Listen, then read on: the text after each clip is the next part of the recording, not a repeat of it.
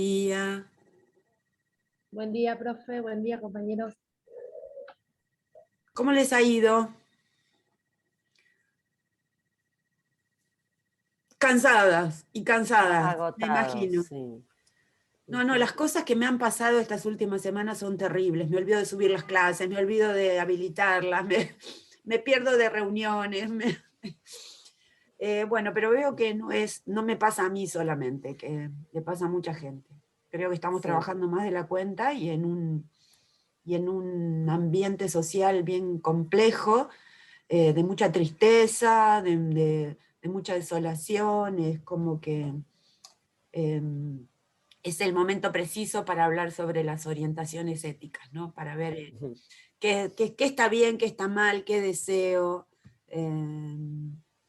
qué puedo hacer, cómo tengo que responder, cómo tengo que actuar. Sí, es que es como mucho, pero a la vez, a mí me pasó, bueno, yo vengo como con delay igual, así que vengo como atrasadita. Pero me pasó ayer escribiendo la narrativa que esto pese a este contexto, sentir como esa responsabilidad, todos los y las docentes de llevar algo que valga la pena, que esté bueno. Entonces creo que eso es lo que nos demanda como más de la energía de siempre, digamos. Si bien por ahí, ¿no? Es como que ir a buscar, cómo acercar, cómo no perder a los estudiantes. Entonces, qué sé yo, a mí particularmente me pasó que les di para hacer algo, vi que faltaba información y me puse a armarles toda una clase. Digo, ¿viste cuando decís, qué sé yo, no sé si es lo que me correspondería? ¿Entendés? Pero digo, es como que, y me lleva tiempo, y bueno, pero prefiero que aunque sea lo lean así, pero que lo lean. Entonces es como que, ¿no? Terminamos como para que se queden ahí, para que no se abandonen, para que, ¿no? Me parece que esto hace como un esfuerzo sobrehumano que nos lleva mucho más tiempo del que estamos acostumbradas a que nos lleve. Y a mí, en lo personal, que encima cambié como de trabajo hace 3 semanas, peor, porque me obligué como a otras cosas. Bueno, me parece como que eso es lo que abruma. Y en otro contexto es un diálogo, como que los captás desde el diálogo y no tanto desde el armado de una propuesta. Es como que se va más ahí y cuesta, qué sé yo, cansa. Sí. Bueno, por ahí, si querés, la sugerencia es que en lugar de dejarles cosas escritas, se las leas. Claro, porque a mí me parece que es mucho más sencillo ir haciendo otras cosas y escuchando, que por lo menos algo va quedando, ¿no? Desde ahí que me parece que la mejor propuesta es, no sé, aunque sea dejarles videos, no sé qué tipo de plataformas tienen tampoco para, si permiten, si soportan videos o... Usamos las del Infod, las de que no son, la verdad no es la mejor plataforma. En general, cuando yo grabo las clases las tengo que subir a un Drive, después pasar el link, o sea, es como todo engorroso. Pero sí, lo pensé el otro día cuando me veía acá copiando, dije, ¿por qué no les hago un video de esto? Y dejo de escribir tanto. También creo que tiene que ver con uno que empezó, la estoy como armando la clase y es la materia. Entonces eso también me lleva como ir clase a clase, después calculo que va a ir fluyendo sola. Pero bueno, eso me demanda mucho. Más de lo que me demandaba adelante. Te demanda mucho también porque es la implicancia de tu trabajo, ¿no? O sea, como docente, como uno también toma su trabajo y esto, ¿no? De ser educador y educadora, porque bueno, está el caso de que desde el año pasado que ya empezamos esto, que no sabemos cómo realizarlo, entonces, ¿qué hacemos ante esta situación? Entonces, esto de ser creativos, ¿no? Capaz que, no sé, que antes no lo pensábamos tanto y ahora buscamos las maneras, las formas, y esto también de seguir estudiando, ¿no? A mí me pasa estudiando en la UNCI y veo las diferentes estrategias pedagógicas de cada docente y veo cuál me sirve. Entonces eso también lo voy implementando en las clases, como decía la compañera, ¿no? Esto de capaz un video, sabemos que los estudiantes, yo trabajo en SENS y FINES, capaz son de bajos recursos, ¿sí? O sea, no tienen quizás los recursos para poder estudiar y todo eso. Y el video y a veces es muy pesado, entonces yo empecé a mandar simplemente los links. Entonces les mando el enlace para que puedan acceder, ¿no? Y también está en la ética, ¿no? También retomando esto, ¿no? De la ética de cada docente. Acaba la ética de cada docente, porque conozco muchos que también si están con la plataforma y por ahí les dejan el texto, la actividad y ya está, esa es mi labor. Y todos los estudiantes, obviamente, los y las estudiantes muchas veces se sienten perdidos y muchas veces caen en la frustración de, y sí, con esta virtualidad no puedo, pero uno tiene que tratar de ser creativo con las estrategias que emplea. Sí, tal cual. A mí me pasa esto de que los estudiantes, yo tomé horas de taller de práctica en educación física y tomé otra materia que es la educación física y su didáctica. Y yo podría haber tomado lo que daba la profesora que se fue y seguir, cosa que ni hay chance, porque aparte creo que no es lo que para mí hay que darle a los pibes y a las pibas. Entonces es como que eso me demanda una energía de ir a buscar una información que por ahí yo no, si bien la tenía como acá en algún momento de armarla, empezarla a plasmar, a seguir a buscar información, a hacer armar clases. Y el otro día me escribían, los estudiantes me decían, ¿tenemos encuentro? Sí, vamos a tener todos los Zoom. Le decía yo como diciendo, nos vamos a ver todos los días que nos corresponde. Y qué sé yo, eso, o ponerle, busco juegos como para empezar, porque salen recién del secundario y vienen por ahí de una materia media pesada. Bueno, qué sé yo, también tiene que ver lo que a cada uno le gusta hacer en el encuentro. Y pasa esto de que me lleva tanto tiempo por ahora que no me cuesta dimensionar las horas que paso sentada en la silla, digamos, pero bueno, nada. Por un lado, en este contexto está bueno porque me motiva, y en un contexto en el que está todo tan tergiversado y tan feo, me motiva porque me tiene activa, pero bueno, por otro lado, me está demandando demasiado más de lo que pensé. Bueno, de algún modo... Bueno, suele pasar. Perdón, ¿quién estaba hablando? Estas son experiencias educativas dignas de narrarse también, ¿no? Todos estos cambios, estas transformaciones. Me parece que esto les puede resultar útil para las narrativas, que dicho sea de paso, hay algunas narrativas que me erizan la piel, digo, leo y digo, por ahí en algunos casos hay algunos problemas gramaticales o de que tienen una forma de escribir muy coloquial, pero digo, vayamos modificando eso porque todo lo que ustedes dejan en las narrativas es digno de compartir. Desde ese lugar, bienvenido sea todo ese caudal de conocimiento que me traen, que la verdad yo me enriquezco todos los días con lo que ustedes dejan en las narrativas. Así que desde ese lugar agradecerles. Algunos son, o algunas, más poéticas, otros son más académicos, académicas.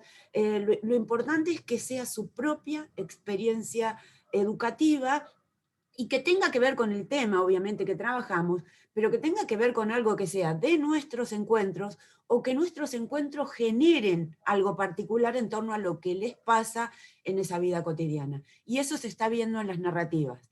Desde ese lugar, bueno, eso, agradecerles porque me enriquezco con esos conocimientos.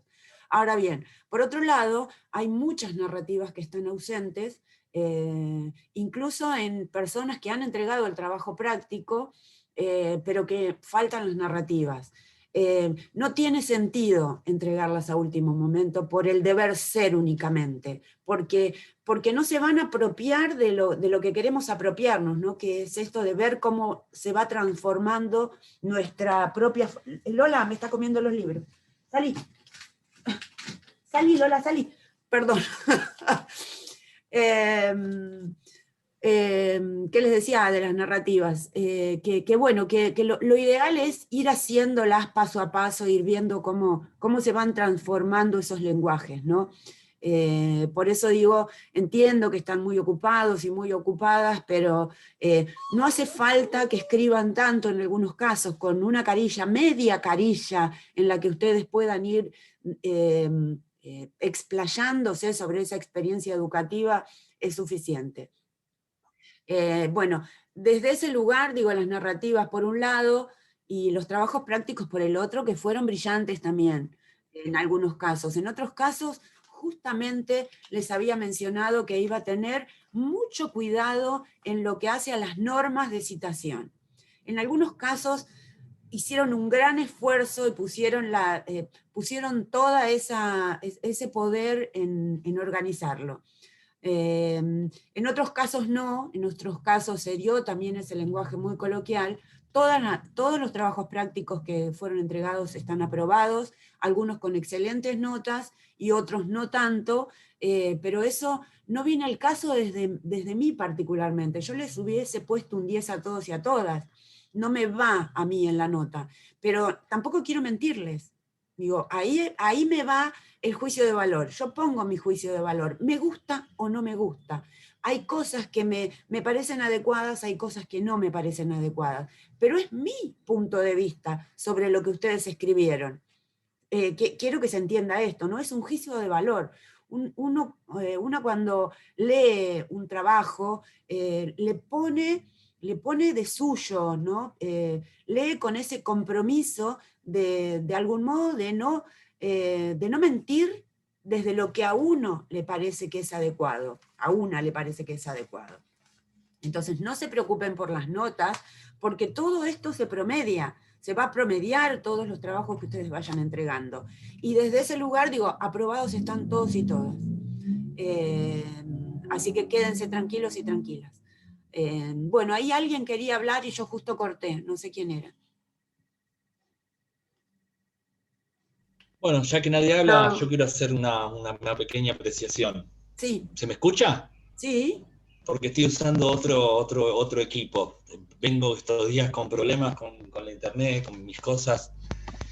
De respecto a las narrativas, que me parece un lindo ejercicio. Y a mí, por el contrario, por ahí lo que le pasa a algunos de nuestros compañeros, sentarme, hago primero lo que un compañero propuso, un día leer y dejar como que madure esa lectura y al otro día sentarme a escribir. Y la verdad es que para mí es como un momento de, ¿cómo se dice? De descanso, de relajación, sentarme a escribir una carilla sobre algo que a mí me parece relevante respecto a la lectura, respecto a la clase. Todo lo contrario. Y bueno, y me parece tan buen ejercicio que estoy pensando seriamente en aplicarlo y llevarlo con mis cursos de los distintos niveles para esta práctica reflexiva de la narrativa. Es hasta, ¿cómo se dice? Hasta terapéutico en un punto, porque te sentás, escribís, te pones por ahí una música de fondo, y a mí es un ejercicio que yo disfruto, por lo menos, que a mí me gusta y que me relaje, que busco un momento lindo para hacerlo, y en eso punto para usted, profe. El tema de las narrativas, eso quería aclarar. Eso solo. Gracias, Rafael, gracias.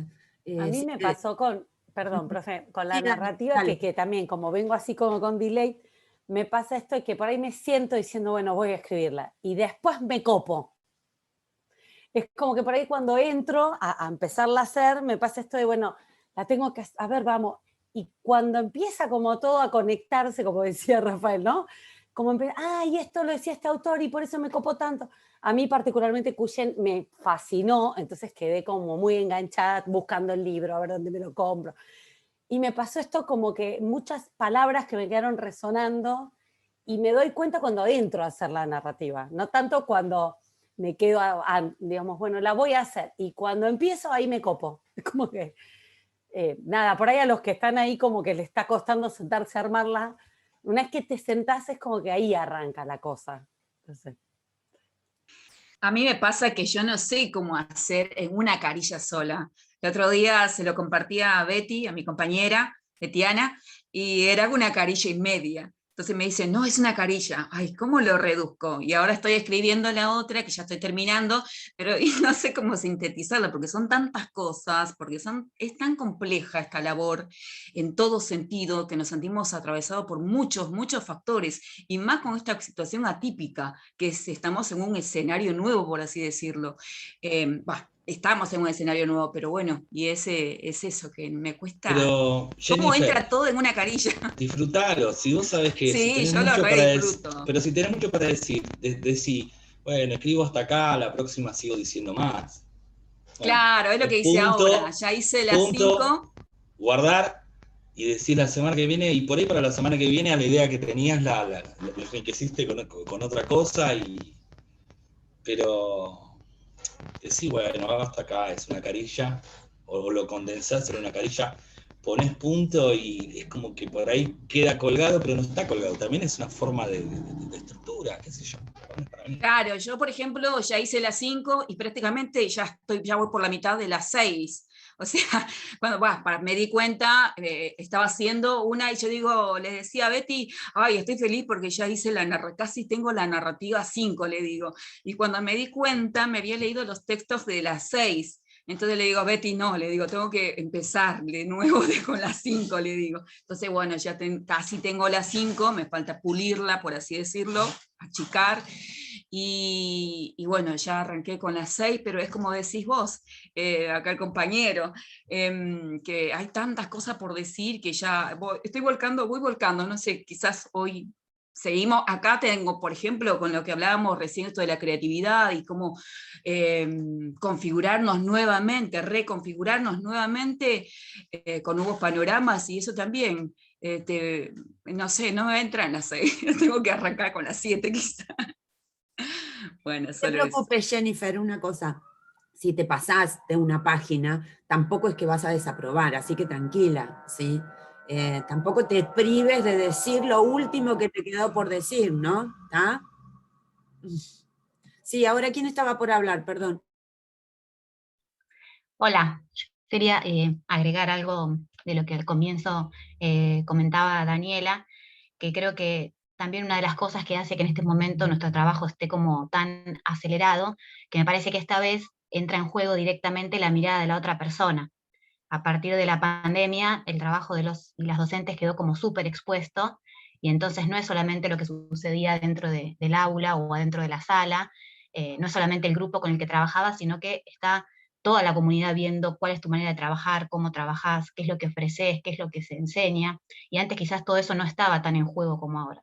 Entonces eso hace que de cierto modo revisemos positivamente todo nuestro laburo, pero también es de una exposición tal que estamos todo el tiempo dudando si está bien lo que hacemos o no, si estaba bien lo que hacíamos o no, y bueno, creo que eso hace que el trabajo sea el triple de lo que era en la presencialidad, que ya de por sí era mucho porque no era solamente lo que pasaba en la escuela o en el instituto o en el jardín, sino que además todo lo que llevabas para terminar en tu casa, pero creo que todo eso ahora está como acrecentado.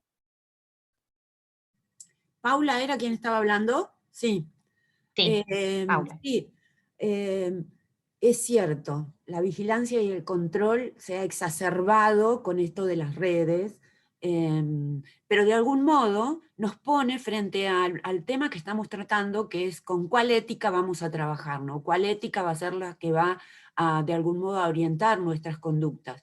Yo no creo que uno pueda decir, bueno, soy totalmente kantiano, soy totalmente aristotélica, no, hay como una mezcla de éticas que de algún modo nos acompañan, ¿no? Pero lo cierto es que, de algún modo, lo que más nos tironea es esa cuestión del deber.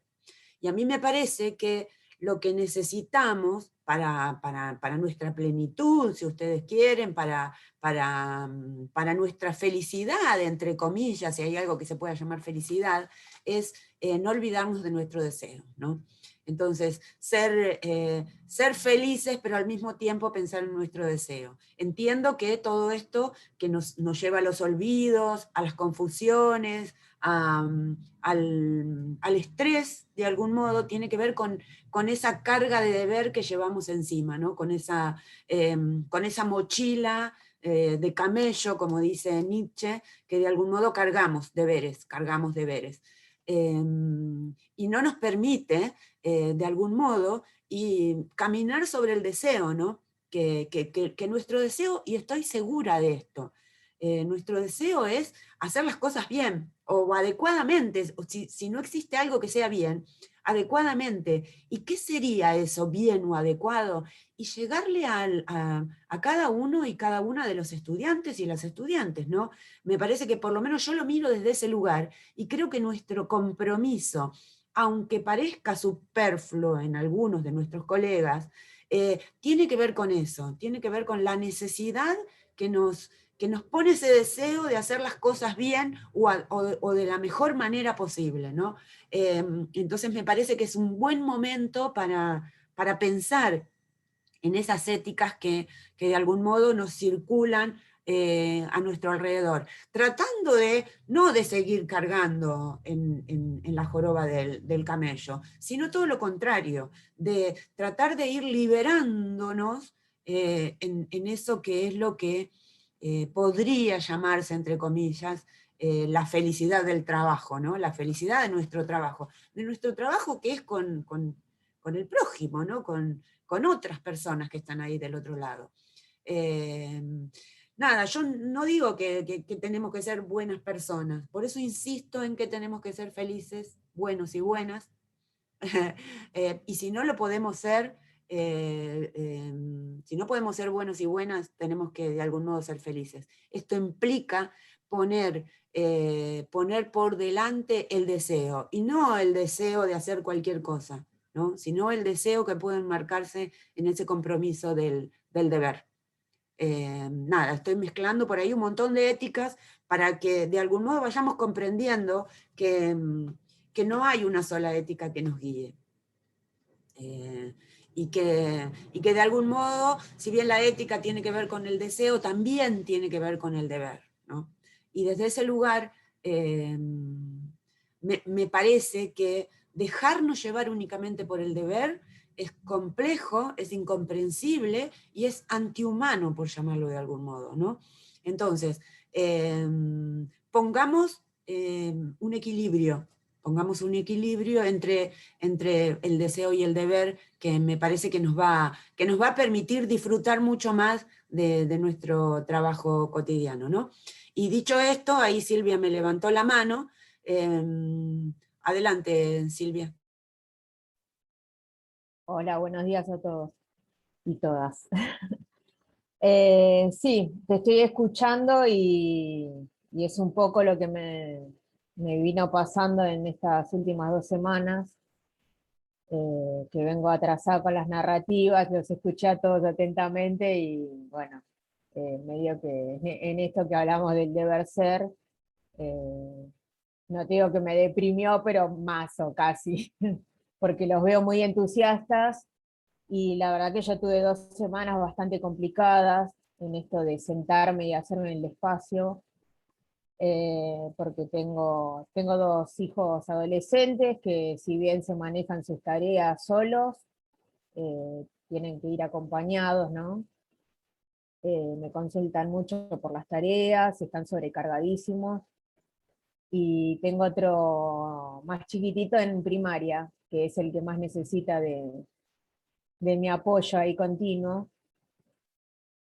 Y además de eso, no voy a hacer terapia, ¿no?, con ustedes, pero es para entender un poco también en esto que decís vos del deber ser. Estoy teniendo problemas con mi mamá, que yo vivo en planta alta y ella vive abajo con mi papá, pero le declararon senilidad, que no sé si alguno sabe lo que es, pero bueno, tiene que ver con el tema de la memoria, el deterioro de la memoria, y bueno, nos estamos tratando de encontrar todos con ese problema. Para ella se le hace muy difícil, y entonces bueno, siempre tuve presente el tema de las narrativas, sabía que las tenía que hacer, pero realmente sentarme de forma obligada a hacer algo que no está bueno, digamos. A mí me encanta esta materia. La verdad que pegué mucha onda desde el principio. Ahora con el tema de la ética también me está tocando una fibra muy íntima que siempre me gustó, y creo que para mi forma de ver debería ser implementado en el colegio, tanto primario como secundario, me parece fundamental. Creo que sería una materia muy, muy nutritiva para todos. Así que bueno, dicho esto, no me quiero explayar mucho, pero bueno, me quiero poner al día con las narrativas, pero bueno, me pasa esto, que no sé si ir muy para atrás y decir, bueno, debo la segunda, la tercera, o no, me pongo a tono y empiezo desde la cuarta, quinta, estoy como ahí en ese tema. Porque lo quiero hacer con placer, ya te digo, no lo quiero tomar como algo obligatorio. Eso nada más.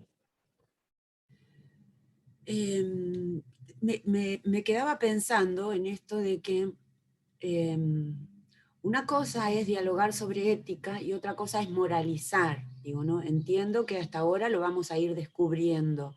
Moralizar implica pensar que el otro, la otra, puede aprender y apropiarse de mis propias normas morales. Ahora, dialogar sobre ética es dialogar sobre la diversidad de costumbres y de normas morales que existen. Es decir, uno no puede ir y llevar por delante a alguien que se rige por normas religiosas. Uno no puede ir y llevar por delante a alguien que se rige por el sentimiento egoísta. Uno necesita plantearse, por eso amo la filosofía, porque de algún modo nos pone frente a tres principios o inicios de la filosofía básicos, ¿no? Esto de asombrarnos por algo, esto que tienen les peques, todos, que se asombran a cada instante por cualquier motivo. Esto es lo que en la escuela vamos perdiendo, la capacidad de asombro. Ya no nos asombramos por cosas, no sé, por una estrella, por un árbol que crece o que se le caen las hojas, o una planta que florece. La pérdida de esa capacidad de asombrarnos me parece que de algún modo nos aleja mucho de la reflexión. Ahora bien, ¿nos asombramos? Perfecto. En el momento en que nos asombramos, ¿qué viene como segundo origen de la filosofía? Esto de dudar. Me puedo asombrar de algo que pasa y puedo tratar de interpretar esa cosa, ese caso, ese problema que me ha asombrado. ¿Hasta dónde dudo? ¿Hasta dónde puedo dudar? Eso tiene un límite. Entonces se transformaría no en una duda del dudar por dudar, sino en una duda que me ayude a comprender otros caminos de cómo resolver este problema de la duda. Digo, si me asombré y luego dudé, lo que necesito es de algún modo conciliar estos dos orígenes, si ustedes quieren, de la filosofía. Y el tercero, que viene a cuento de lo que nos mencionaba Silvia, tiene que ver con las situaciones límite. Somos seres humanos, ¿no? Y tenemos nuestro corazón puesto en algún lugar. Y todo lo que tenga que ver con la salud, con la muerte, con el nacimiento, son situaciones que nos colman y necesitamos interpretar toda esa situación, ¿no? Y de ahí la necesidad de la catarsis. Digo, la catarsis por catarsis no tiene tampoco mucho sentido, ¿no? Pero sí una catarsis que de algún modo nos permita purgar nuestros problemas. Y de esto nos habla la mayéutica socrática, ¿sí?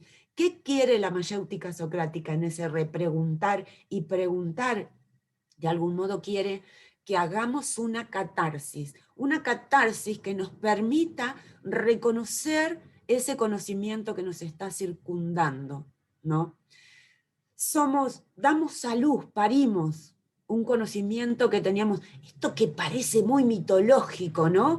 Pero que sin embargo tiene mucho que ver, como pensaban los griegos clásicos, con la transmutación de las almas.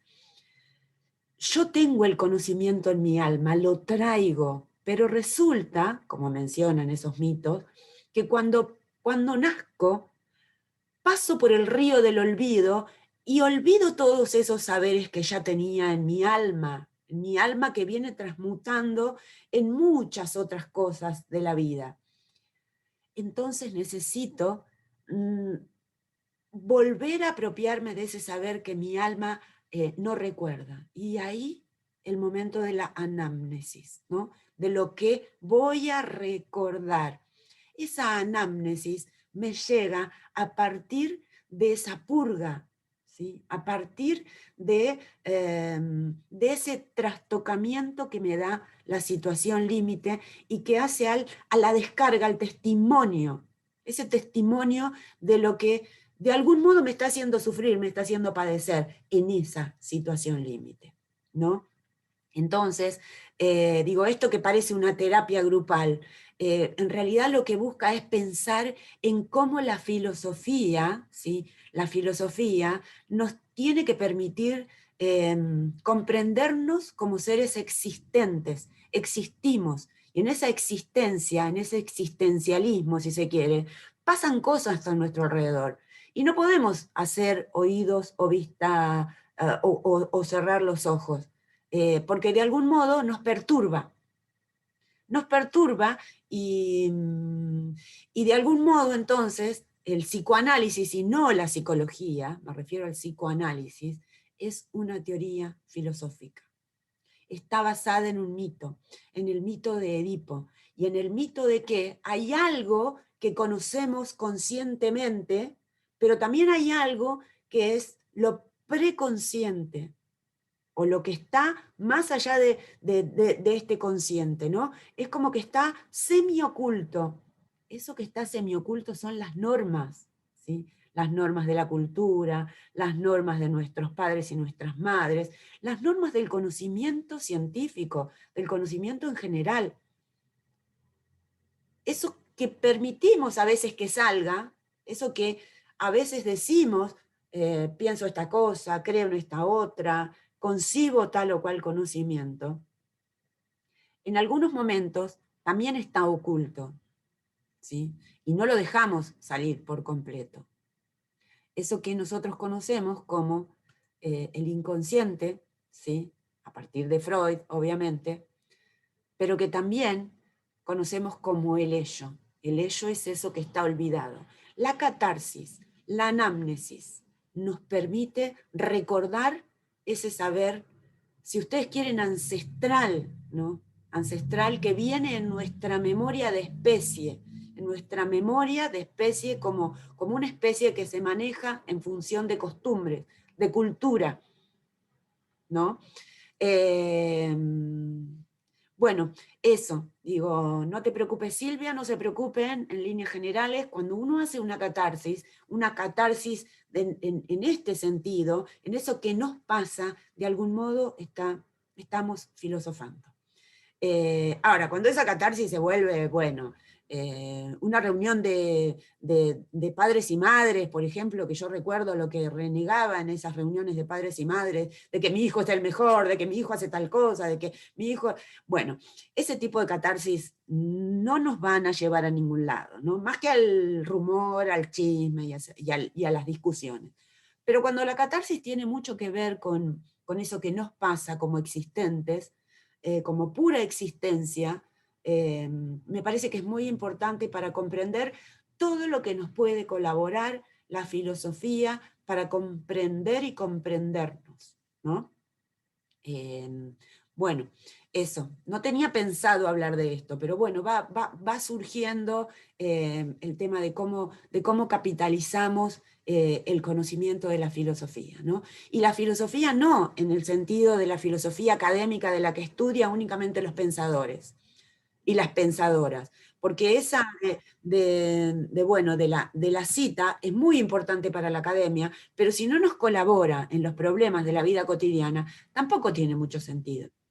Entonces, lo que dijeron en líneas generales otros y otras filósofos y filósofas nos tiene que permitir poder pensarnos en el hoy.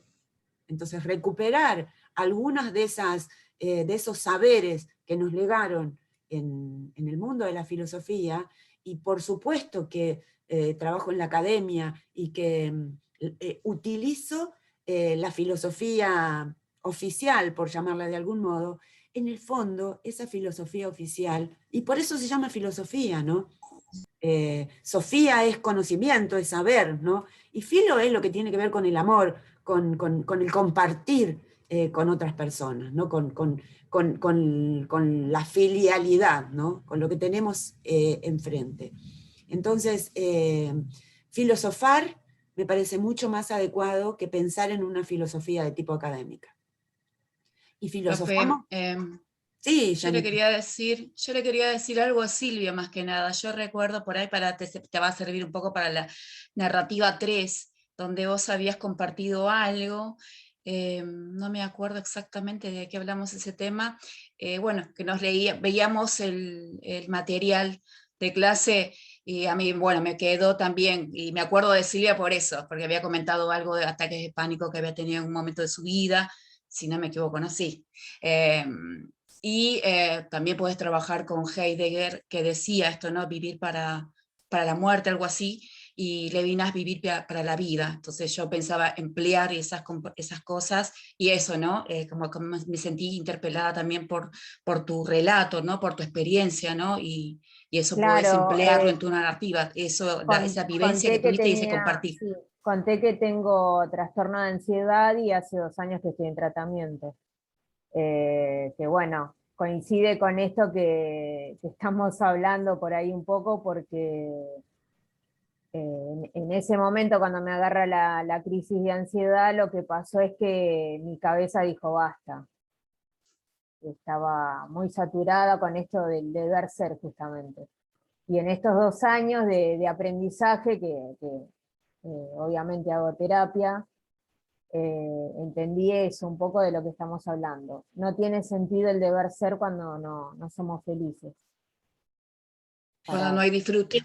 Como Sí, recuerdo, Jennifer. una novela espectacular, que bueno, creo que se las he recomendado al cansancio, es El día que Nietzsche lloró, que habla de algún modo del origen del psicoanálisis, ¿no? Con el psicoanálisis de Breuer, no tanto de Freud, pero de algún modo aparece en la novela Freud.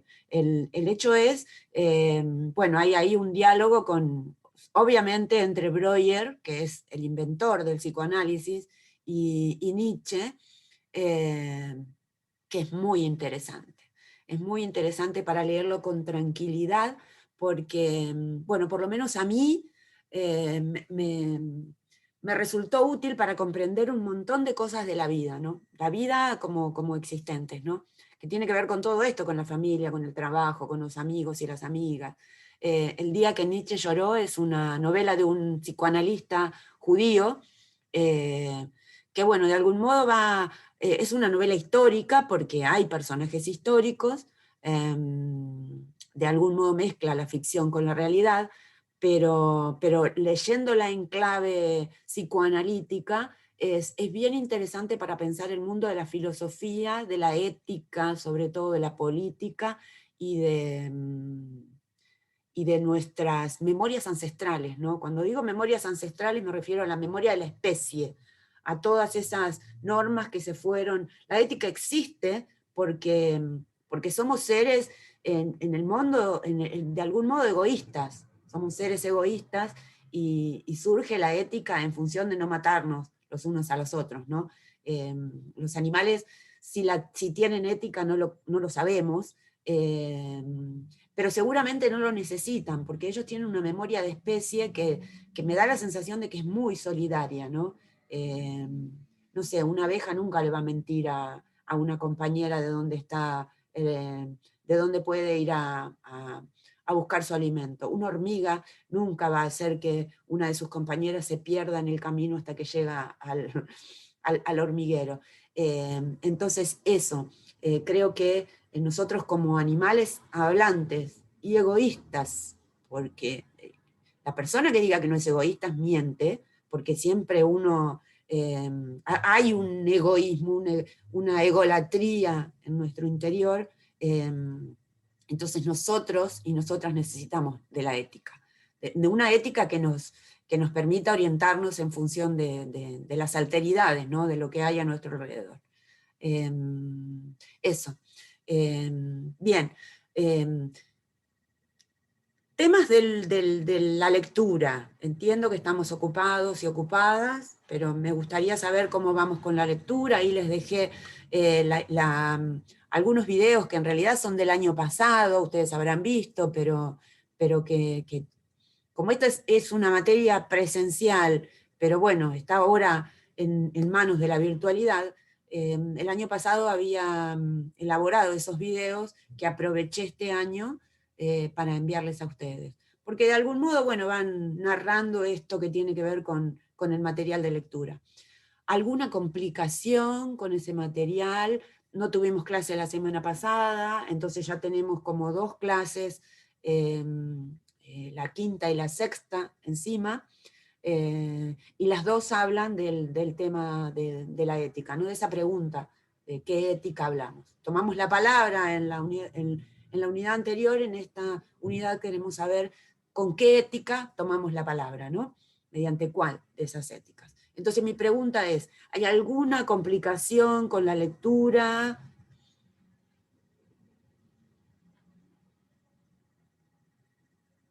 Es una lectura compleja. Yo lo leí despacito.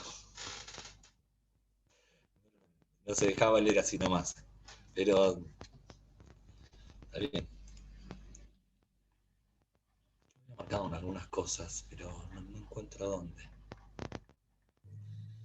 Bueno, yo lo que les pido es, entonces aprovechando esta situación, que vayan registrando inquietudes, interrogantes, en el campo de la lectura sobre todo. No va más allá de lo que yo les digo en esas clases, en esos videos que les mando. Profe. No queremos hacer ética. Sí, adelante, Rafael. Acá, en el texto el que escribió usted, el segundo, que retoma cuestiones del primero, no me termina de anclar la idea, la diferenciación epistemológica, que acá lo estoy leyendo, entre enseñar derechos humanos como campo jurídico y educar en derechos humanos como campo ético-político. Le di vueltas a esa idea y no la pude terminar de cerrar. Eso bueno, es lo que quería. Perfecto, me parece perfecto.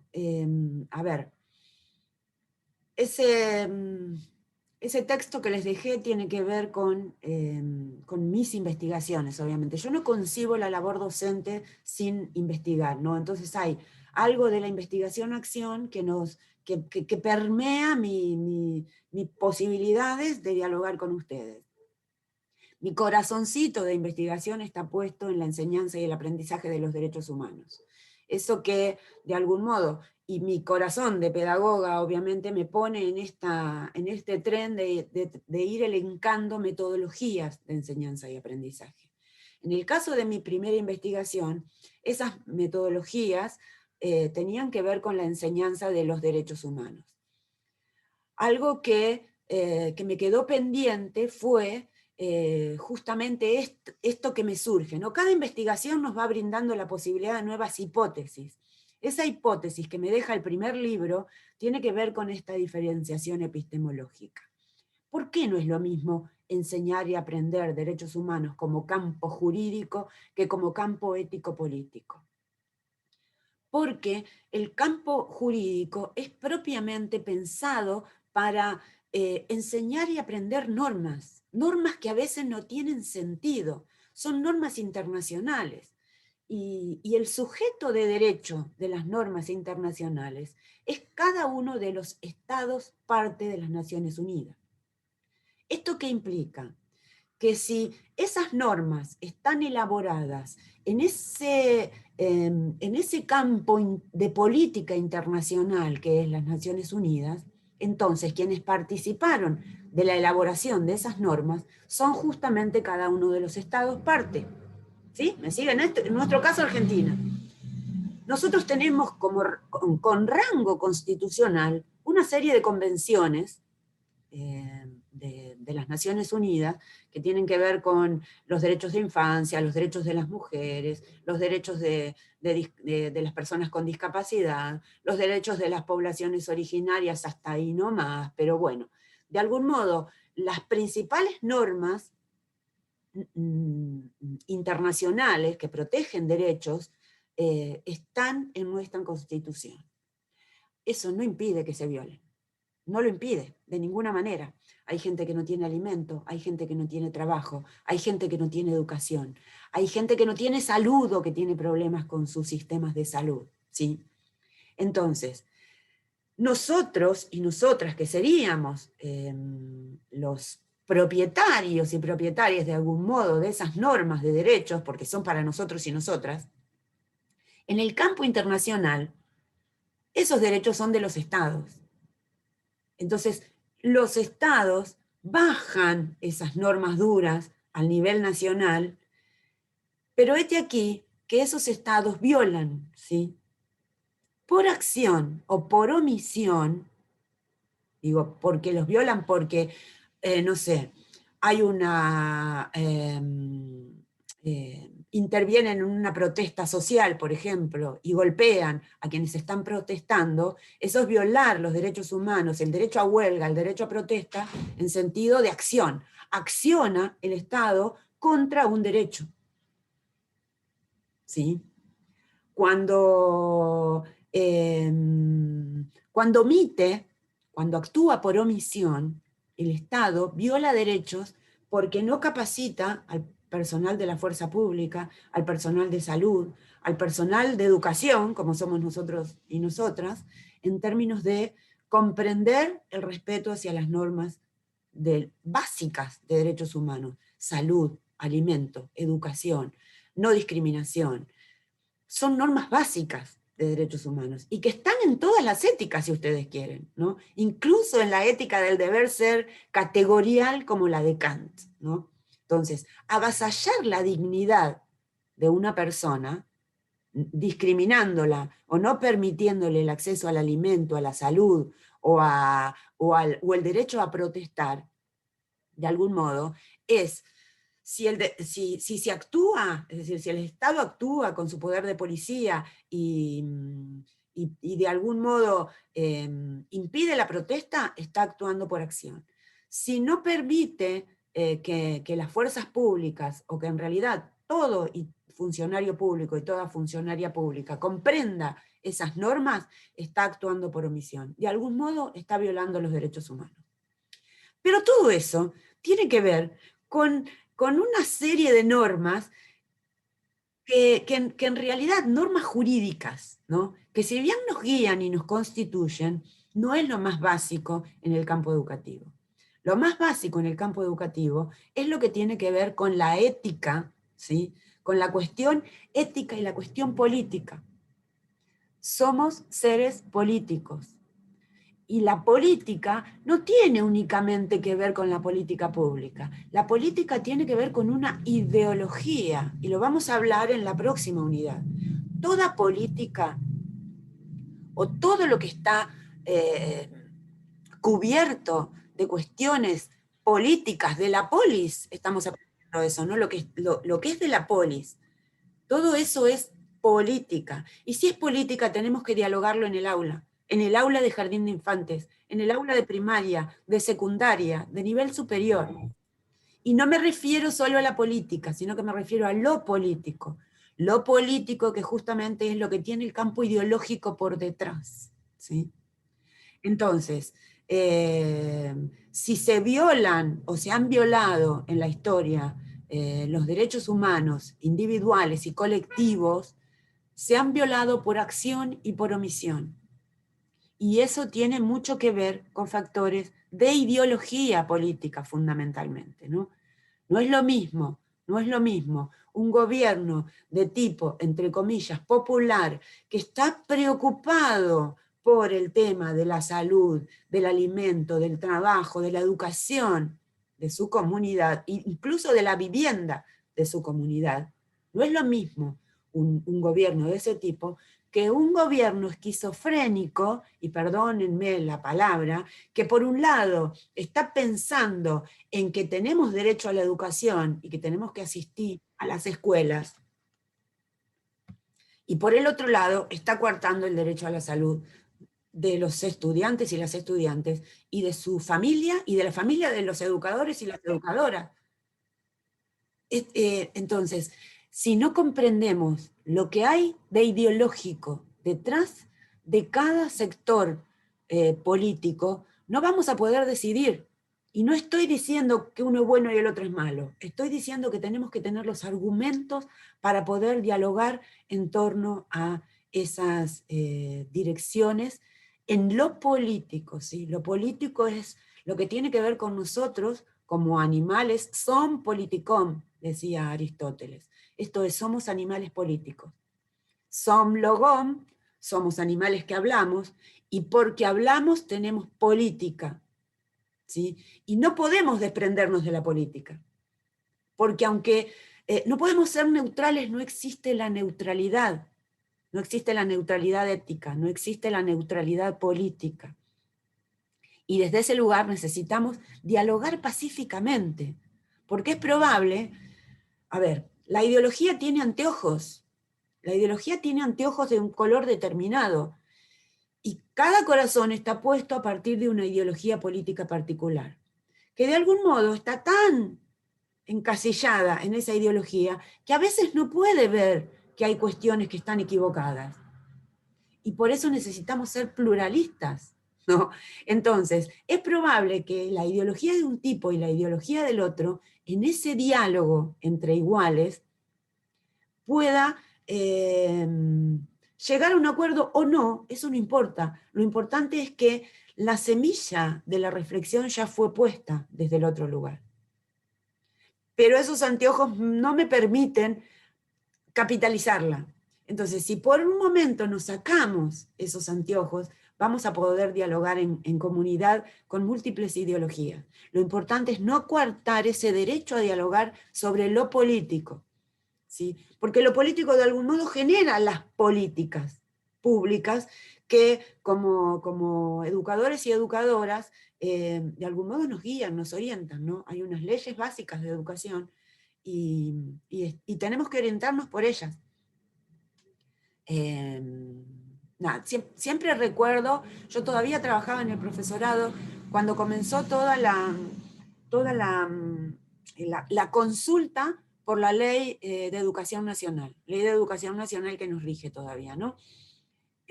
Fue una gran consulta en las instituciones, consulta en las instituciones de nivel superior, de nivel básico, incluso había entre padres y madres, digo, había posibilidades de dejar sus opiniones en una web.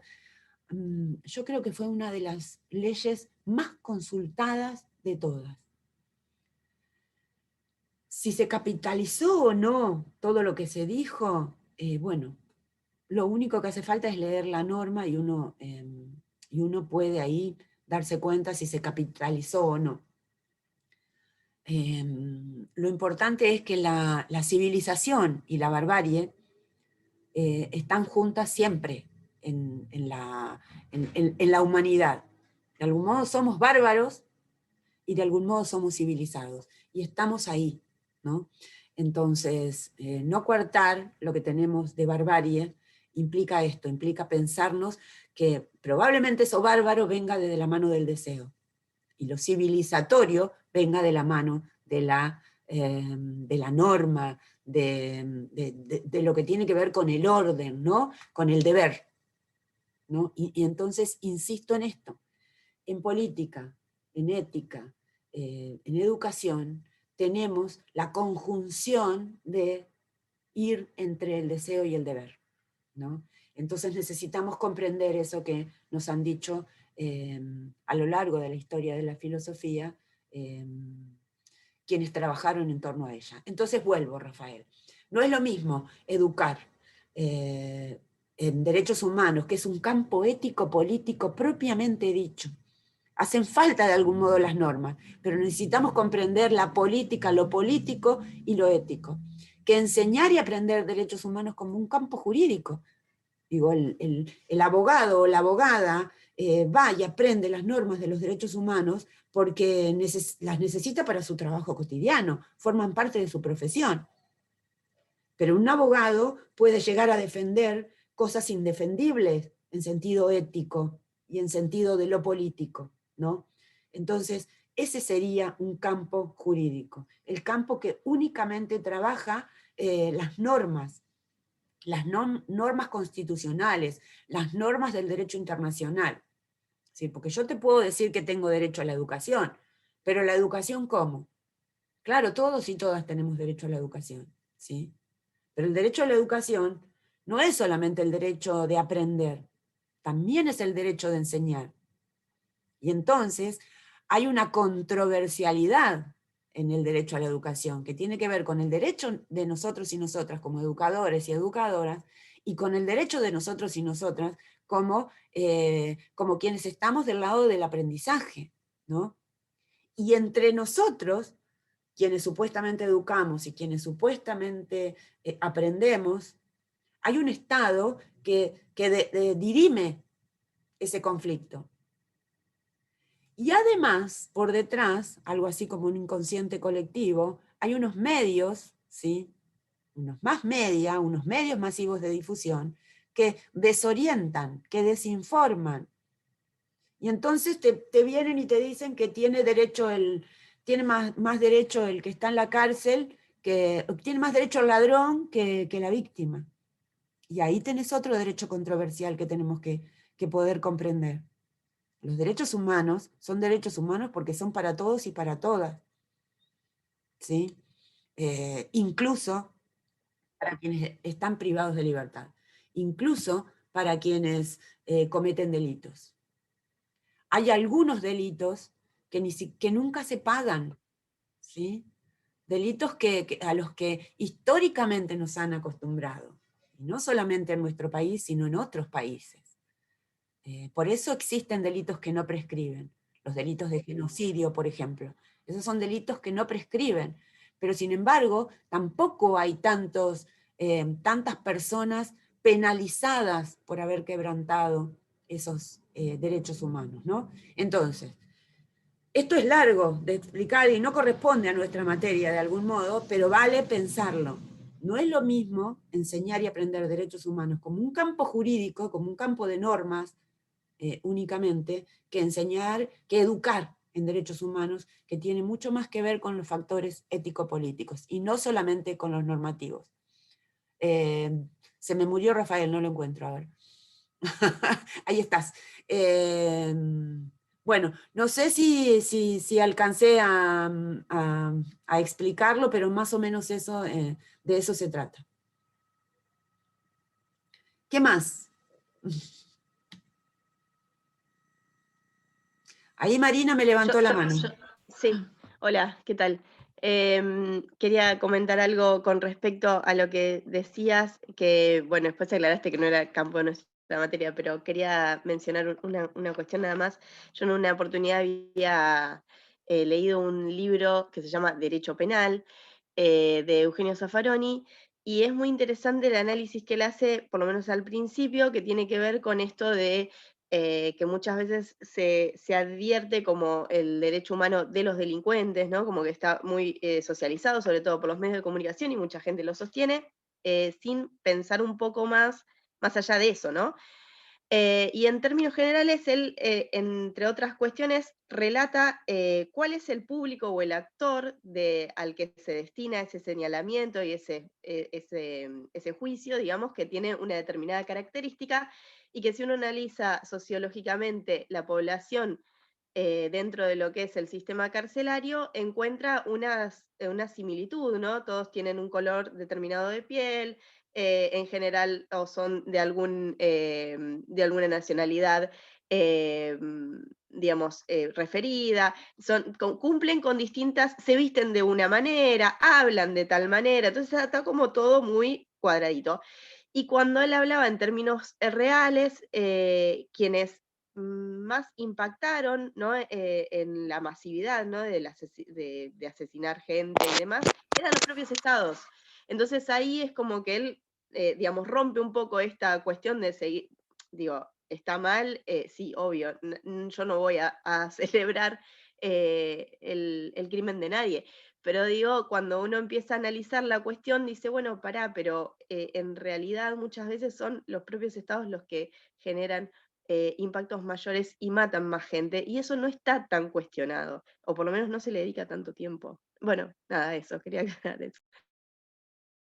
No, es genial la intervención, Marina, porque, bueno, todo el mundo confunde un delito con una violación hacia los derechos humanos. Entonces, los únicos que violan derechos humanos son los estados, y como dije antes, por acción y por omisión, ¿sí? Y la más terrible es cuando los violan por omisión, es decir, porque omiten el tema de la salud, de la educación, de la alimentación, ¿no? Entonces, esa eso de algún modo puede llegar a ser entendido como genocidio. ¿Cuál es el problema? Que el genocidio tiene unas características particulares, ¿no? Es como, no, genocidio es esto y genocidio es el de los armenios, o genocidio es el del Holocausto, o genocidio es el que cometió la última dictadura militar, pero hay otros genocidios silenciosos, que son los que tienen que ver con esto, con las muertes de niños y niñas, porque no tienen alimentos, y que nadie discute. Solamente se discuten esos derechos humanos que tienen que ver con personas que delinquieron, y eso sigue siendo un delito, no es una violación a los derechos humanos, ¿no? Entonces no podemos confundir estas cosas, y los medios nos confunden demasiado. ¿Qué? ¿Acaso el preso o la presa no tiene dignidad? ¿Perdió la dignidad cuando cometió un delito? Son cuestiones que hay que dialogarlas. Obviamente, que uno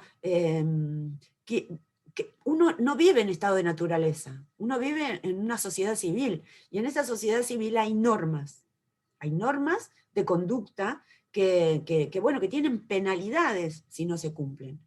Entonces, para eso está la justicia. La justicia en el sentido de los que delinquieron, ¿no? ¿Y cuándo llega la justicia para los que delinquieron en términos masivos, por ejemplo?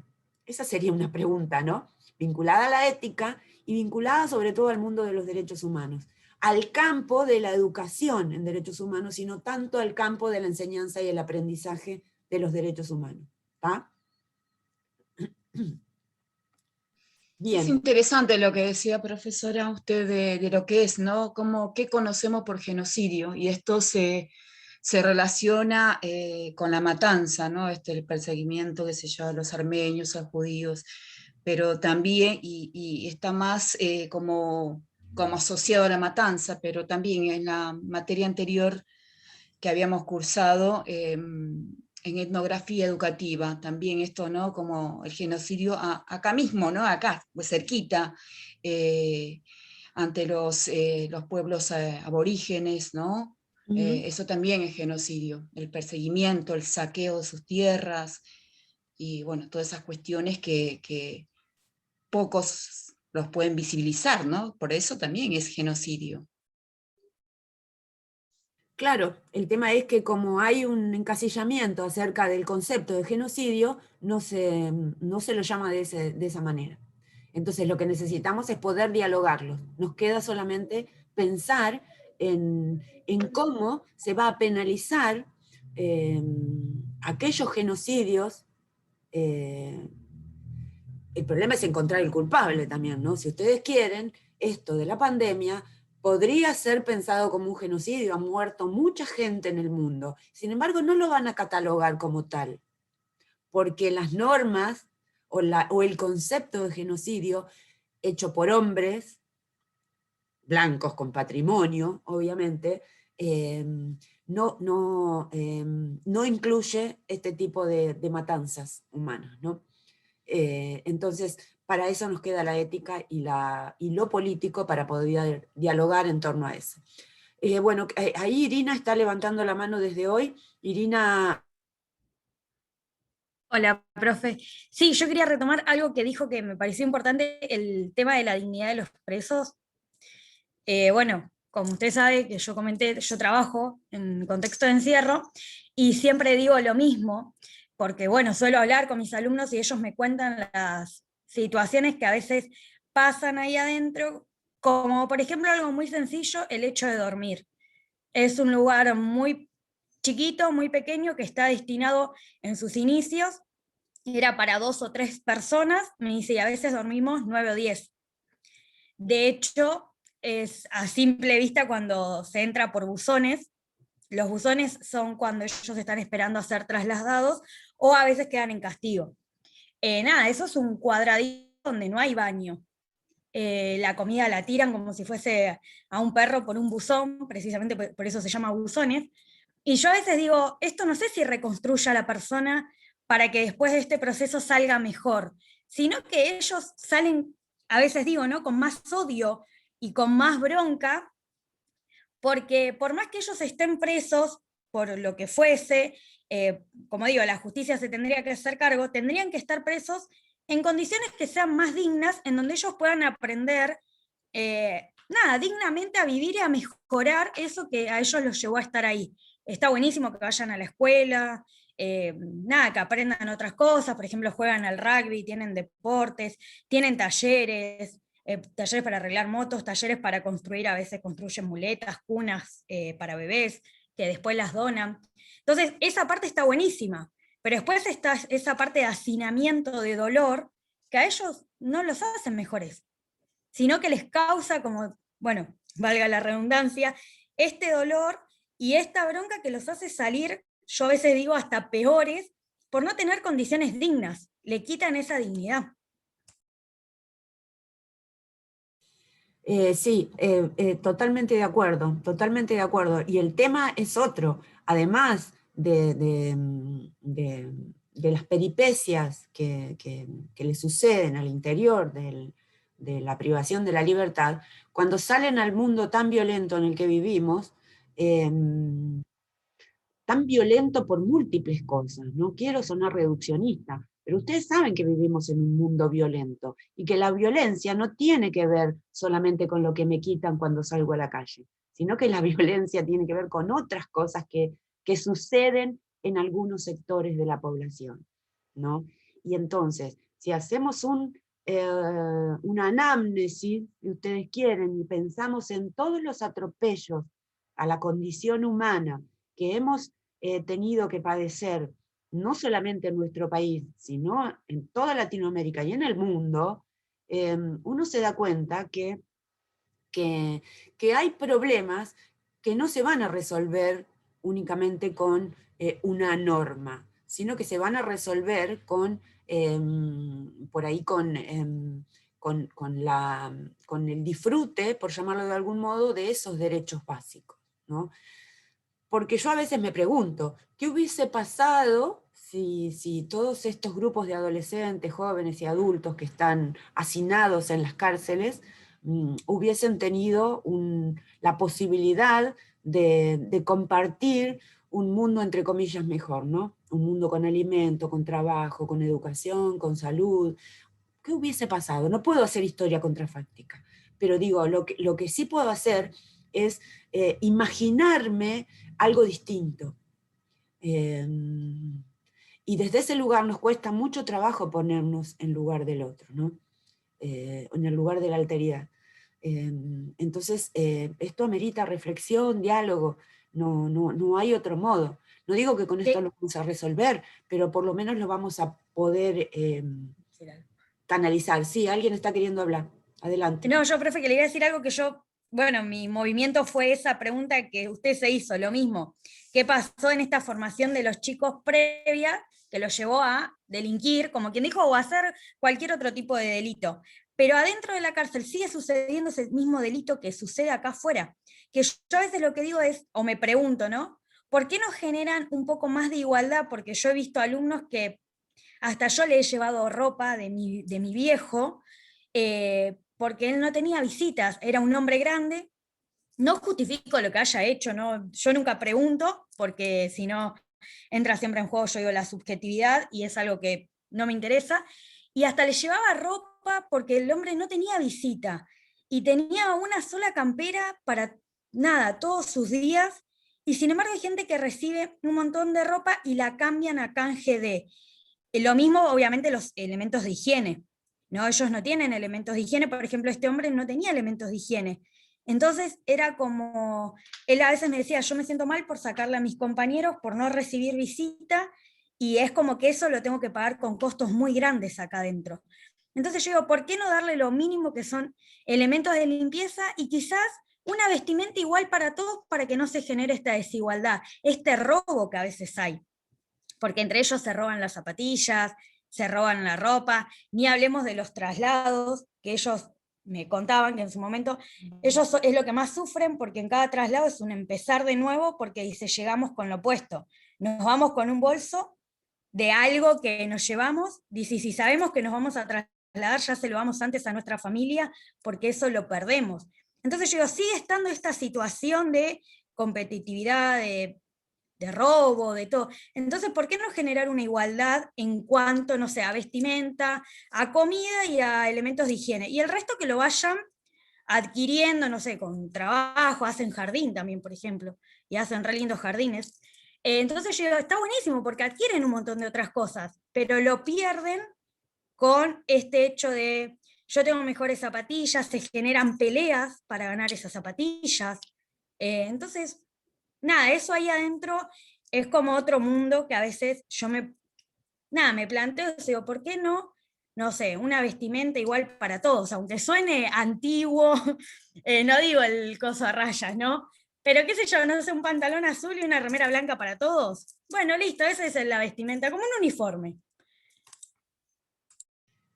Sí, yo creo que el problema más grave es toda la corrupción que hay alrededor de todo esto, ¿no? Porque yo no tengo esos datos, pero sí es cierto que hay mucho dinero en el medio para que existan estas cárceles indignas, obviamente, ¿no? Pero lo cierto es que, no me quiero meter en ese tema, ¿no? Pero nadie piensa en eso, nadie piensa en esas corrupciones, y además el tema de la naturalización, ¿no? De ese mal vivir, producto de esas series de los tumberos, o no sé cómo se llaman, porque yo no soporto mirarlas, me hacen muy mal, no lo puedo resistir, pero no podemos acostumbrarnos a esas violencias. Es tremendo. Si están sabiendo que suceden todas esas cosas, el Estado tiene que responder ahí, ¿no? ¿Dónde está el Estado que no responde a ver qué es lo que pasa al interior de esas cárceles? Hay una serie de niveles de corrupción tales que tienen que ver con lo mismo con la trata de personas, ¿no? Con la circulación de la droga, de las armas, y de tantas otras cosas más, ¿no? Pero bueno, eso. Lo único que podemos hacer es reflexionar al respecto. Sofía, ¿querías decir algo?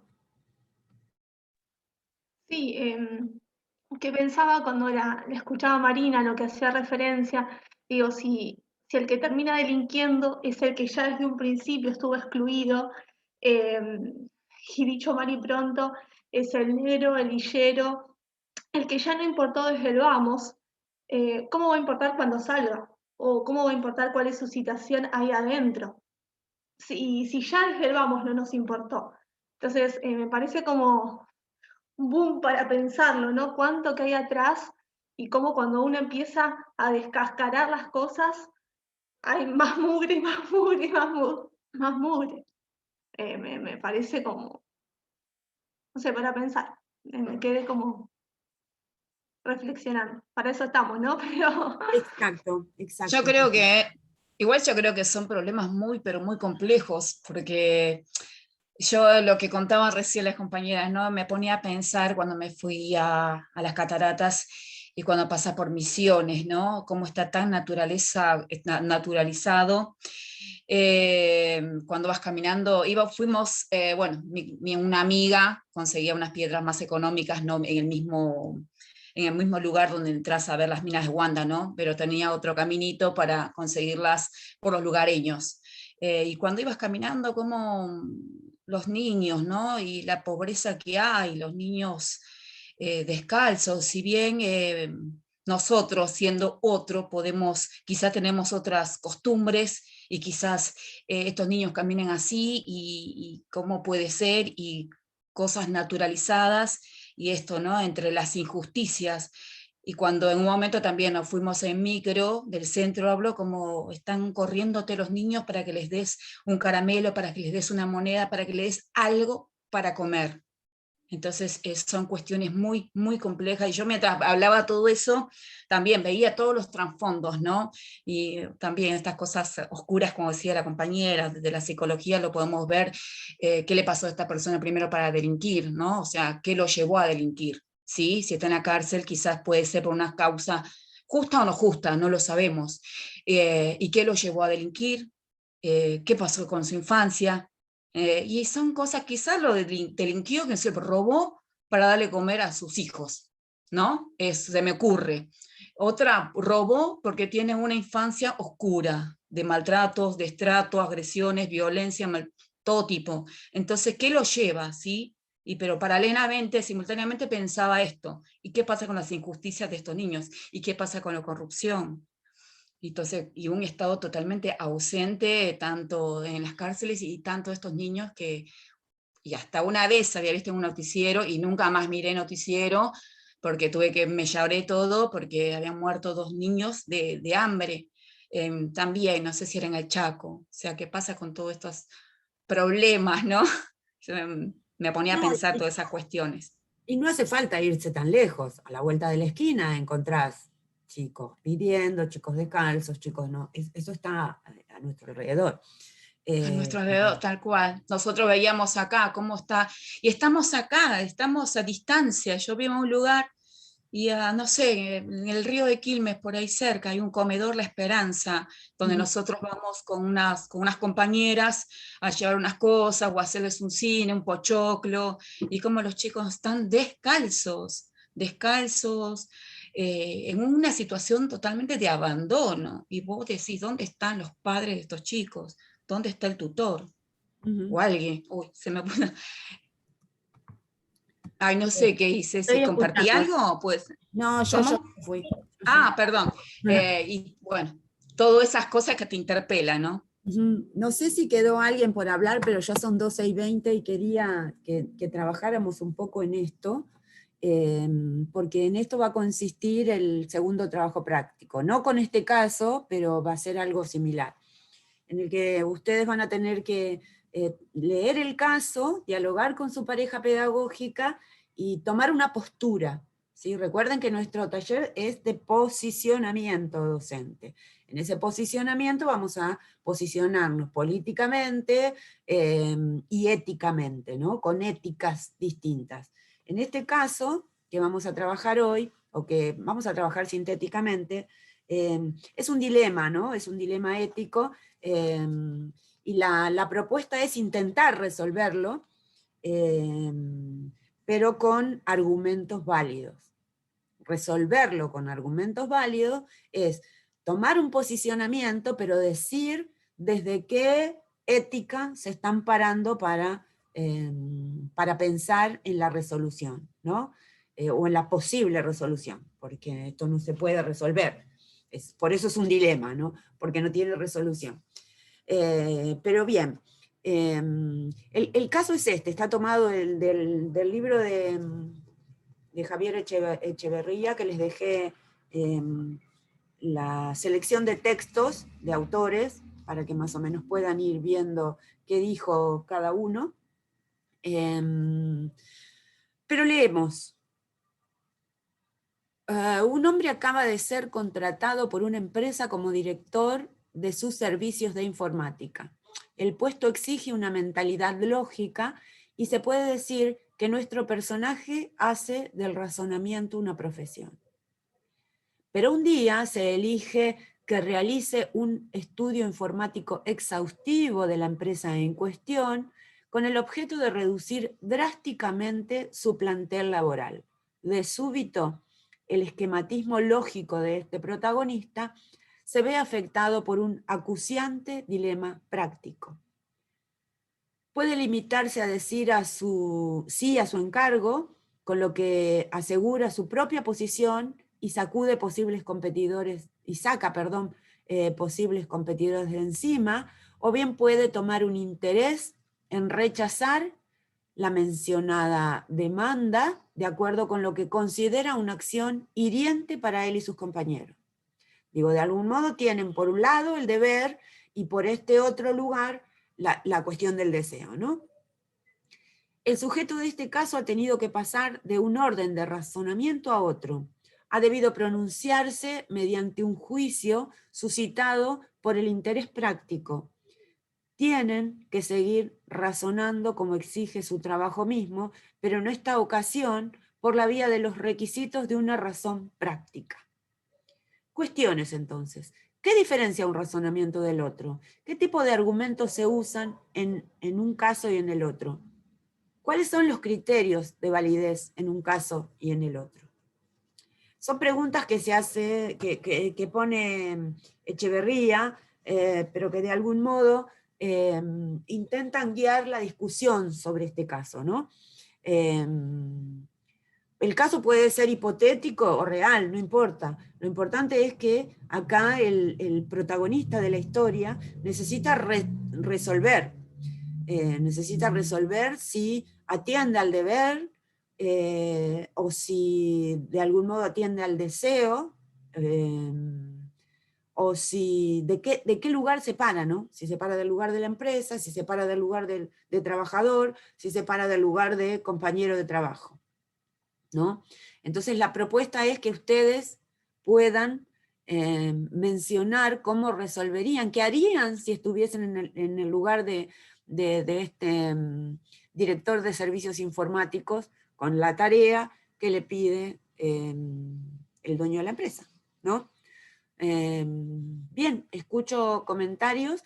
Tengan en cuenta que cuando vayan a decir o a mencionar alguna postura, recuerden mencionar a alguno de los autores, ¿no? ¿Está? Ustedes tienen ahí que si funcionamos en torno al deber, vamos a estar actuando únicamente con aquellas cuestiones categoriales de Kant, que lo que nos dicen es que actuar por deber es bueno en sí mismo, y desde ese lugar, como solo somos seres autónomos, tenemos que actuar por deber. Esto implica salvar a alguien que se está ahogando, aunque sea un violador. Esto implica no quedarse con el vuelto, digo, desde cosas mínimas hasta situaciones límites, ¿no? Entonces Kant lo que nos dice es que la norma del deber es esa que nos dice que necesitamos actuar por deber.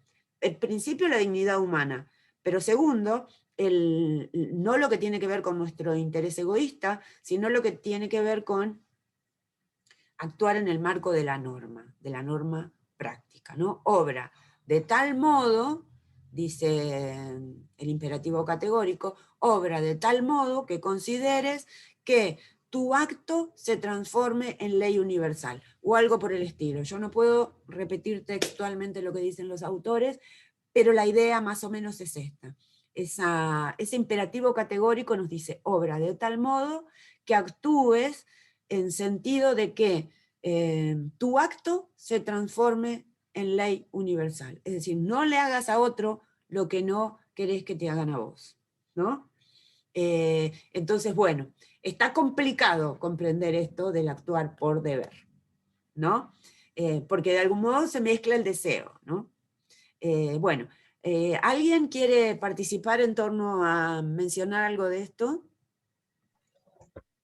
Sí, profe, yo quería participar. Disculpe el ruido, no tenía internet en casa, tuve que venir a un lugar público. Escuchando esto, si bien todavía no termino de leer los textos de la unidad, me hace acordar mucho a Levinas. Es como que no, digo, pero ¿cómo él tendría que decir quién se queda y quién se va? Un poco es por deber, porque se supone que es el que más sabe, digamos, el dueño es dueño, él pone el capital y trae a alguien que sepa.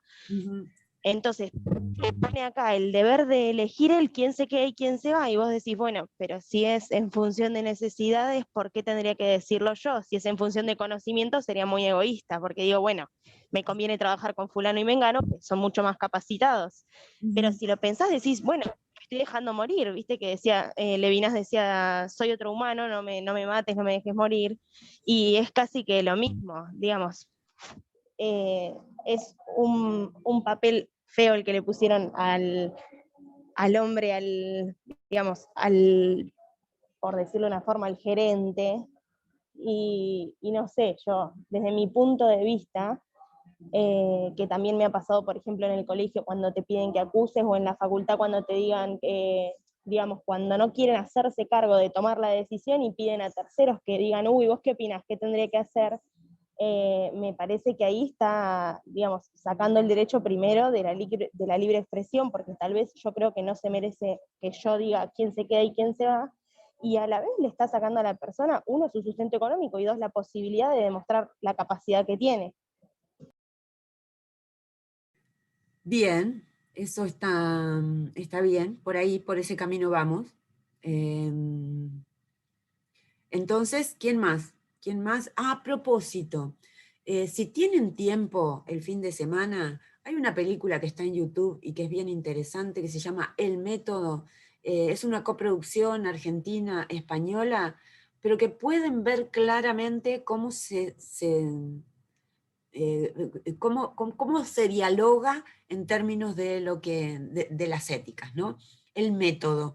Se llama El Método y está en YouTube porque es una película vieja, no sé cuál es su director, pero sí que es bien interesante para pensar estas cuestiones éticas.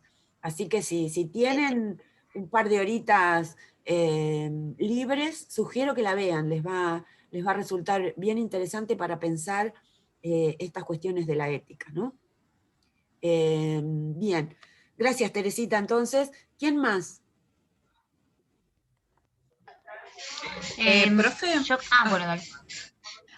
Bueno, a mí me pasó, es algo, si puede ser como una analogía. A mí me pasó, por ejemplo, que yo trabajaba hace muchos años en seguridad. Trabajaba en seguridad y bueno, en ICI, en ICI, y me habían puesto en la puerta de entrada, ¿no? O en la puerta de salida, en la puerta de salida. Y bueno, suelo tener, no sé, un ojo, una intuición, no sé cómo podría describirlo. La cuestión es que tenés que hacer como seguridad, tenés que hacer recuperos, o sea, son las cosas que se llevan sin pagar. Puede ser hurtadas o puede ser en negociación con el cajero, conocidos del cajero y todas esas cuestiones. La cuestión es que yo tenía un ojo y donde veía algo, pero era una cosa, recupero todos los días. Y una vez veía así, ¿no? Que se estaban llevando un ventilador, pero una situación total normal, no pasa nada acá. Y bueno, le pido el ticket para un control que tiene que hacer la empresa. Y bueno, vi el ventilador que no habían pagado, entonces lo tenía que enviar a pagar. O sea, bueno, tenía que pagar el ventilador y eso se anota todo en una planilla donde bueno, tenés que anotar qué estaba pasando, cuál es el recupero, el importe y todo, ¿no? Y en un momento tenías que poner el nombre del cajero, qué número de caja y el nombre del cajero. Y bueno, era una cuestión que yo tenía que entregar las planillas siempre, pero nunca ponía el nombre del cajero. Así que puse en juego mi trabajo, prefería que me echen a que empiecen a echar gente de ahí, ¿no? De cajas, de la línea de cajas.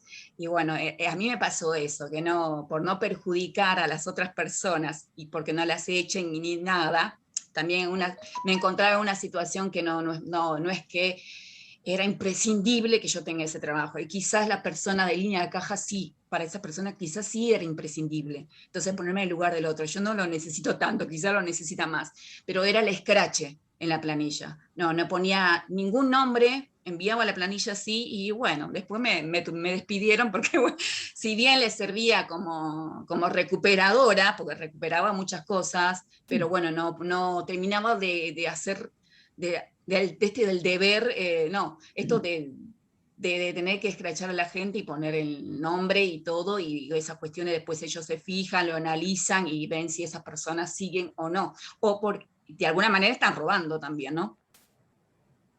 Pero bueno, eso es algo simil con esto, quizás cómo procedería yo en este lugar, y yo creo que coincidiría con mi compañera pedagógica, y no sé, quizás pondríamos esto del deber primero, esto de Kant, ¿no? De ver, bueno, quiénes, y antes de mi deseo de por ahí, de alguna manera, a mí se me ocurre pensar el deseo por ahí de querer quedarme con ese puesto y eliminar primero a mis competidores. Se me ocurre eso, ¿no? Pero bueno, iría por este lado bueno, es complejo, es complejo, pero bueno, quería compartir esto, lo que a mí me pasó, quizás pondría en juego mi trabajo o mi posición en esa empresa antes de que bueno, perjudique a otras personas. Bien, gracias Jennifer. Sí, ¿quién? Dani. Perdón, dale. Perdón. ¿Quién estaba antes? Perdón, yo me perdí. ¿Hay alguien antes? No, está bien, habla Dani y después sumo algo. Dale, gracias, Pau. A mí me pasa que, bueno, yo estoy igual que la compa que no llegó todavía a leer, pero más o menos a partir de lo que fueron diciendo, a mí me trajo como otra situación pensar esta. Muchas veces los maestros, las maestras nos sentimos como en esto que decían de la vigilancia de los propios colegas, ¿no? Pero también sucede que por ahí hay, digamos, uno se siente como en esa disyuntiva entre el colega como su rol docente, los estudiantes, qué les está presentando a los niños, a las niñas, si esa situación que se está dando desde lo pedagógico, desde el respeto a la educación, está siendo, digamos, llevada a cabo, y a la vez la dirección que por ahí no toma cartas en el asunto. Entonces está ese lugar en el que, ¿no? Que yo siempre digo lo mismo, le decía a mi compañera, no es buchonear, le digo, pero si esto no está bueno lo que está sucediendo, le digo, y vos estás ahí, también está, ¿qué lugar tomás? Le digo, desde lo ético, hablando, digo, si vas o no a decir, y aparece todo ahí un discurso en el que, si lo digo, parece que soy un buchón de mi compañero, pero a la vez ahí hay un derecho de los niños y de las niñas que se estaba, no sé, vulnerando porque lo que está pasando no corre. O sea, y me parece que ahí también hay toda una situación de, ¿y lo digo o no lo digo? ¿Intervengo o no intervengo? ¿Me corresponde o no me corresponde? ¿Qué lugar tiene el directivo sabiendo que este docente no da clases como corresponde y tampoco están ahí observando? Y se genera como toda una situación de qué lugar tomo, ¿no? Me parece que hay como algo ahí desde lo profesional, desde qué lugar tomo postura o no la tomo. Me parece que se me vino como esa escena más que pensar esta, digamos, si bien esta es como que por ahí al ser, no sé, quizás a mí me suena distinto pensarlo en un contexto más empresarial que en un contexto donde hay vulneración de derechos, digamos, de diferente índole. Entonces digo, bueno, si yo no le digo a mi compañera, no voy a decir a la dirección lo que está haciendo la compañera frente al grupo de niños, bueno, ¿se puede quedar sin trabajo la compañera? Sí, bueno, pero acá hay unos niños que no están recibiendo lo que, no sé, lo que corresponde. Entonces hay como un dilema ahí de qué postura tomo frente a estas escenas. Se me vino porque hay una persona con la que pasé mucho, no yo particularmente, pero sí una compañera venía, pero ¿podés creer que hizo esto? ¿Pero podés creer? Y bueno, andá a decirlo. Pero si lo digo, quedo como un buchón. Entonces como que se hace toda ahí una escena en la que termina nadie diciendo nada y la cosa sigue pasando y no está bueno. Y creo que tiene que ver con esto de la ética y sobre todo desde nuestro laburo como docentes. Y pregunto, Dani. ¿Puedo decir algo? Sí, ahí vamos, Mariana, Perdón. un segundito. ¿Cuál sería el límite? Viste que hay toda una cuestión en torno a chiquitos y chiquitas que son violados en sus casas, obviamente, y que se dan cuenta, conozco muchos casos, sobre todo en jardín de infantes, y que se dan cuenta y tienen la obligación, según las normas de infancia, de denunciar. Sí. Pero hay gente que no denuncia, ¿no? Entonces digo, por un lado, me parece que en un caso de que mi colega no actúa como debería, ¿y quién dice cómo debería? ¿Yo? ¿No? Digo, a lo mejor es una cuestión de dialogar con el colega, a ver, digo, hay distintas formas de orientarse. No, bueno, en este caso era, o sea, excedía, digamos, Bueno. no sé, de hacer comentarios como, no me vengan con esto de la ESI porque, no, pará. Ah. O sea, en cosas que sí hay que tomar cartas en el asunto y que termina siendo como que nadie las termina tomando. Bueno, entonces nadie termina ahí tomando la posta, digamos, y quizás el colega que trabaja con el mismo escalafón no tiene o sea, yo te lo puedo decir 1, 2, 3, pero después no me compete tampoco ir a hacer el llamado de atención, digamos, porque ese es el rol de otra persona dentro de la escuela y termina generando rispideces cuando no es mi rol, digamos, ¿no? Yo lo puedo decir desde una postura, pero no es el rol que le compete a la pareja pedagógica, le compete al directivo que esté a cargo de esa persona, o siguiendo esa sala o lo que sea. Bueno, ahí me parece que el problema es dialogar con los y las afectadas. Ahí lo que tienen es esa ética, famosa ética, podría ser convergente, si ustedes quieren, de Mariandi, que les dejé en la última clase, o podría ser la ética dialógica que trabaja de la Cortina, esa ética de mínimos, donde lo importante es sentarse a dialogar con los y las afectadas en posición de igualdad, ¿no? Me parece que hay una ley en el medio, hay una ley de la ESI que implica que tenemos que enseñar y aprender educación sexual integral. Desde ese lugar, yo no sé cómo está el caso de la transversalidad de ese tema, pero creo que debería haber materias específicas para trabajar el tema de la ESI. Claro, pero yo traigo este caso que es un caso de jardín de inicial, en donde es transversal, o sea, no es que es una posición ideológica tomada que la vas llevando a lo largo de, o sea, no dejar pasar determinados comentarios, no es que es un día que vamos a trabajar ESI, es como que tiene que estar en lo cotidiano. Entiendo. Traje justo este caso porque recuerdo a la compañera que me vino toda indignada contándome lo que había hecho la otra, frente a ¿dónde cambia un niño o una niña si se hizo pis? Sala de 3. ¿No? Entonces, nada, me tengo que ir a un lugar reservado, no es que lo desnudo delante de todo el mundo. Sí. Entonces, frente a eso, ay, bueno, no me vengas con esto, cambialo ahí nomás. No, le dice. No. O sea, se generó esa situación de rispidez. Claro. En esa docente en particular no fue lo único fuera de contexto. Digamos, entonces, fue como un cúmulo de cosas. Y acá hay una cosa, digo, pero andá y decirle que no lo está poniendo, digamos, andá y comentá. No como buchona, le digo, porque ella me dice, no soy buchona. Digo, uno no puede estar en todas las dos al mismo tiempo, el directivo tampoco. Ahora, si uno va y dice y no se sucede nada, ahí es cuando empieza a pasar esto de, bueno, ¿para qué lo voy a decir? Y la cosa como que sigue pasando. Y... Bueno, paso a los contenidos. Si van a decidir en resolver o posicionarse en torno a algo que tenga que ver con el diálogo, o si van a resolver en términos de posicionarse en términos del deber, entonces van a citar a Kant, entonces van a citar a De la Cortina, de algún modo busquen autores útiles para argumentar y fundamentar su postura. Digo, yo no voy, esto no es moralizar, esto es trabajar en ética. Entonces, cualquier postura que exista, que sea la que a ustedes les interesa, la dialogan con la pareja pedagógica, al mejor estilo de ética dialógica, y tratan de resolver en términos de, bueno, si decidimos o nos posicionamos en tal lugar, es en función de lo que dice De la Cortina, de lo que dice Mariandi, de lo que dice, no sé, Aristóteles, esta es una ética del ejercicio, supónganse, ¿no? Esta es una ética del deseo, y yo me pongo en el lugar de Epicuro, y hago lo que me hace feliz, desde el punto de vista de gozar mi felicidad, no sé. Usen esas éticas con las que trabajamos para poder argumentar el posicionamiento que ustedes van a tener. Eso era esto es lo más interesante, ¿sí? No, yo no voy a decir lo que está bien y lo que está mal. ¿Está? Sí. ¿Quién me habla? Silvia. Sí. Recién estaba leyendo de Taylor y cuando habla del malestar de la modernidad, y me parece que también tiene que ver un poco con eso el texto, ¿puede ser?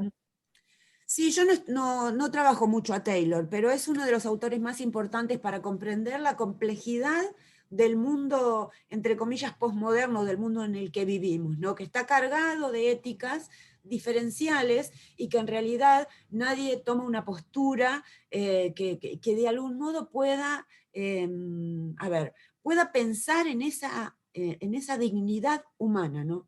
Entonces, desde ese lugar, me parece que hay éticas distributivas, como la ética de, ay, no me sale el nombre del estadounidense ahora, bueno, no importa, que Taylor critica con mucho tino, bien adecuadamente. Pero digo, si ustedes no quieren meterse en esas éticas que son mucho más, mucho más academicistas, si se quiere, pueden tomar las éticas de los principales autores que hemos trabajado. Pero Taylor te sirve, obviamente, para poder fundamentar. Por ahí puede servir, se me ocurre, como disparador para después sí tomar una postura con otros autores. Sí, sí, eso lo deciden ustedes, ¿sí? En parejas. Yo no voy a decir ni qué autores usar, ni qué estaría bien, ni qué estaría mal. El posicionamiento de ustedes es lo que vale, pero un posicionamiento tiene que tener el argumento basado en lo que dicen los y las autores y autoras. ¿Está bien? Hay Paula o no sé quién quería hablar desde antes, o Marina, y se fue cortando, no sé quién era.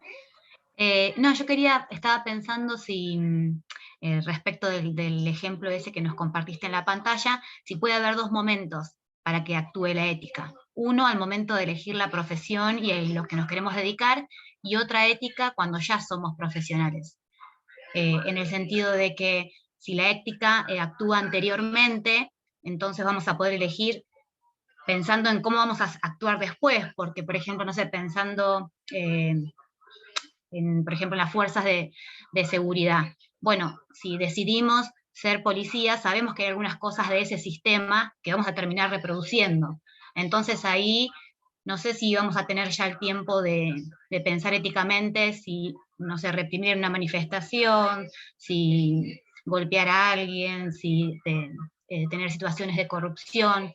Entonces pensaba esto, bueno, tenemos que actuar en esa ética antes de elegir una profesión, sabiendo lo que después nos puede tocar hacer cuando ya somos profesionales, o es únicamente cuando ya lo somos. Porque quizás en este caso que nos mostrabas vos, este personaje sabía que en algún momento de su carrera se iba a encontrar con una situación así porque era a lo que se dedica. Entonces podía haber en algún momento una situación de decir, che, bueno, vos tenés que despedir gente, ¿qué hacemos? Por ahí si elegía otra profesión, si su ética, su moral, o como queramos llamarlo, actuaba antes, quizás no se hubiese dedicado a eso. Para pensar, no quiero decir que sea así en todos los casos, ¿no? Pero... Sí, si me Paula, permitís, si me permitís. Sí, dale, Rafa, dale. Decía la compañera, en la docencia, no sé cómo serán las demás instituciones, pero en la docencia pasa parecido. Uno se inicia con una ética y con una idea acerca de la actividad, que a medida que vos la vas transitando, te pueden tocar situaciones en que tengas que decidir, tomar decisiones de la naturaleza del trabajo. No quiero spoilear a los compañeros que son compañeros futuros docentes, pero estas cuestiones, por ejemplo, en distintas situaciones, vinculadas, por ejemplo, a los actos públicos, y ahora en esta situación de pandemia, la digitalización de los actos públicos puso en relieve un montón de problemas éticos acerca de lo que hacemos y acerca de tomar decisiones que puedan afectar negativamente a otros compañeros en función de lo que nosotros consideremos mejor para nosotros. Ese aporte.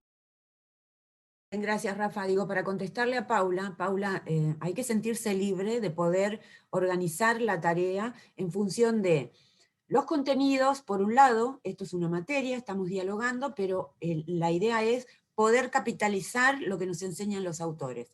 Eso por un lado. Por otro lado, como dice Rafael, no podemos actuar de la misma manera en cualquier circunstancia. No es lo mismo que estén golpeando a un niño o que estén echando a un personal ¿no? Entonces me parece que hay una escala en los valores, si ustedes quieren, que nos pone en un lugar de decidir de una manera u otra.